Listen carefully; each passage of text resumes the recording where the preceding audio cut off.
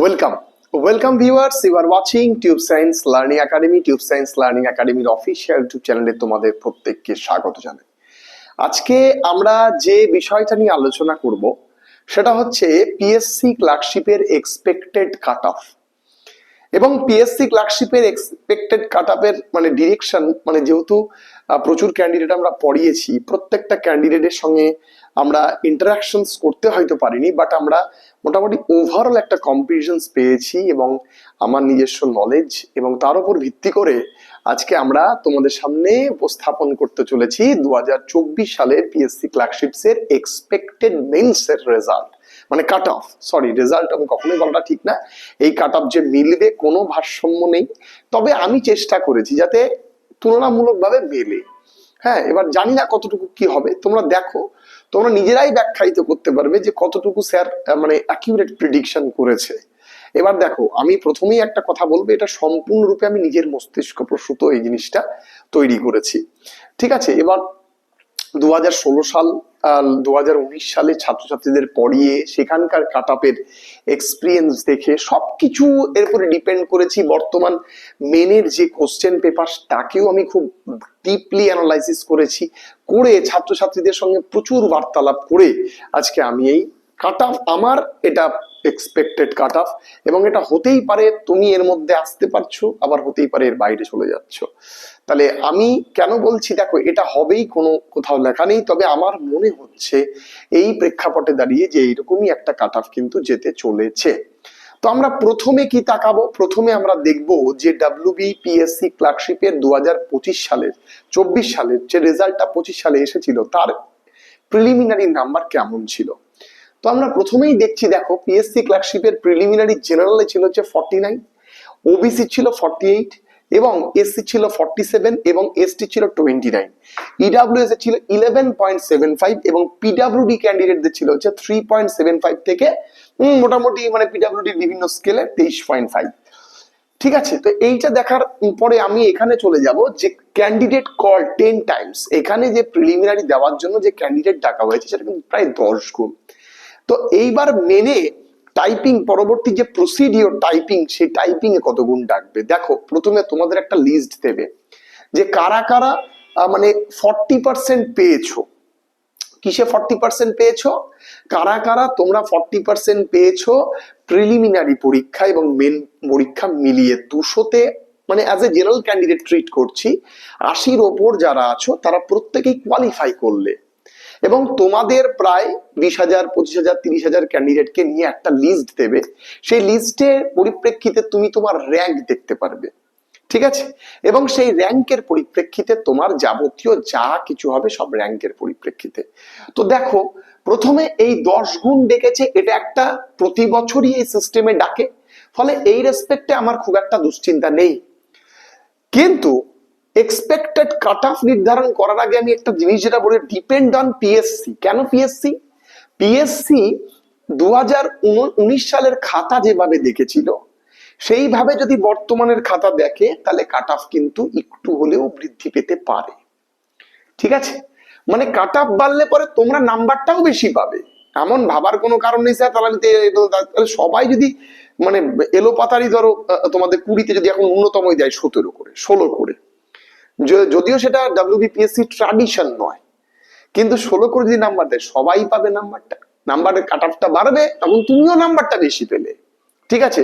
ফলে এটা ডিপেন্ড করে পিএসসির ওপর। আমি ডাব্লিউবিসিএস এর খাতা দেখার অভিজ্ঞতা এবং মিসলিনিয়াস এর খাতা দেখার অভিজ্ঞতা এবং একটু স্ট্রিক্ট ভাবে খাতা দেখার অভিজ্ঞতার উপর ভিত্তি করে বলছি, মোটামুটি দেখো সামান্য পরিমাণ এরর সবারই হয়।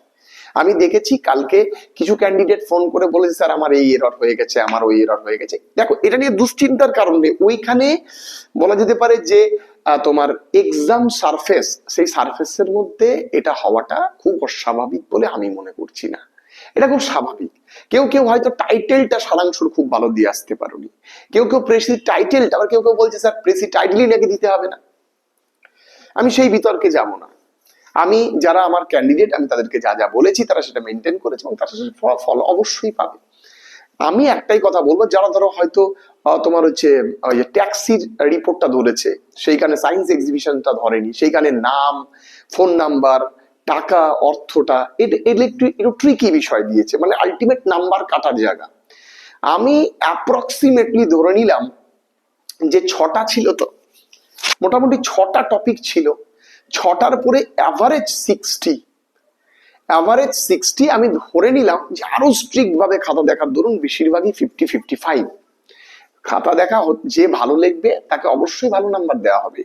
যার লেখার মধ্যে লেখার শৈলীর থেকেও সবচেয়ে বড় কথা ইনফরমেটিভ হবে না, তার কিন্তু যথেষ্ট পরিমাণে নাম্বার কেটেও নিতে পারে।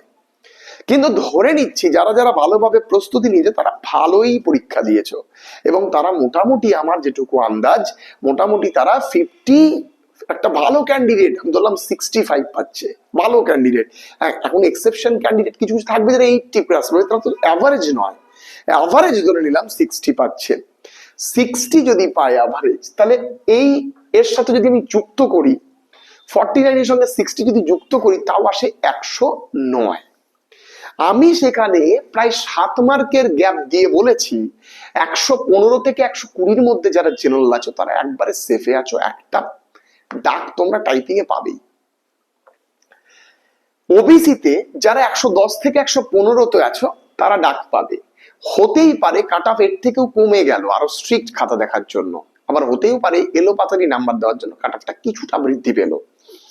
এসসির 100 থেকে 105, এসটির 80 থেকে 90, ইডব্লিউএস 80 থেকে 85, পিডব্লিউবিডি কোয়ালিফাইং মার্কস, যেটা কোয়ালিফাইং মানে তারা যদি 30% রাখে তাহলে 60, সেটাতেই তারা চাকরি পাবে। এইবার দেখো, এবার এইটা হলো আমার একটা মানে ক্যালকুলেশনস করা একটা ট্রিক। এবার যদি আমি 2019টাকে একটু সামনাসামনি রাখি, 2019-এর প্রশ্নপত্র আমার মনে হয়েছে এই বছরের তুলনায় একটু স্ট্যান্ডার্ড ছিল। ঠিক আছে, তাদের ট্রান্সলেশন হোক, এই বছর নেই এই বছরও মানে কিছু ট্রিকি ভুল ভাল হয়ে যেতে পারে। এবং সেইখানে আমি বারবার বলেছিলাম ক্লার্কশিপ লেভেলের কত ডিফিকাল্ট কোশ্চেন কোনোদিনও দেয় না, এবং তোমাদেরও সেটা দেয়নি, তোমাদেরও সেটাই যেটা দিয়েছে সেটাই পারফেক্ট।